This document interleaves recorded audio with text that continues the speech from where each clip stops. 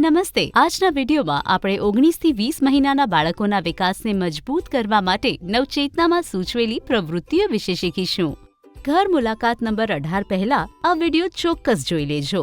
ઘર મુલાકાત દરમિયાન સૌથી પહેલા વાલીઓને 19 થી 20 મહિનાના બાળકમાં આવનારા વિકાસના સીમાચિહ્નો વિશે સમજાવો. ત્યારબાદ વિડીયોમાં આપેલી સરળ રમતો બાળક સાથે રમીને તેમને બતાવો.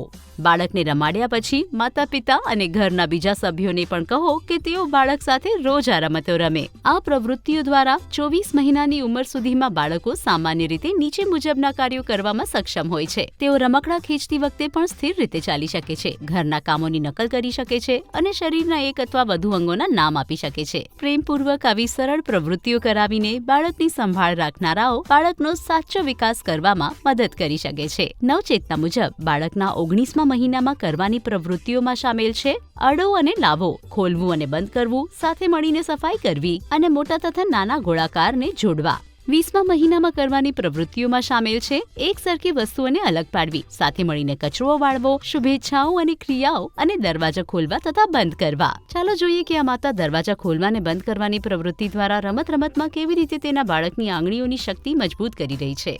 બાપુ, હજુ અને ખોલો. હા, એકદમ આવી રીતે. બહુ સરસ. હજુ કરો. હા, મમ્મા જોઈ છે. રોજ આવી નાની નાની રમતો રમાડવાથી ઘરના સભ્યો બાળકને શરૂઆતના પહેલા 3 વર્ષમાં સારી રીતે આગળ વધવામાં મદદ કરી શકે છે.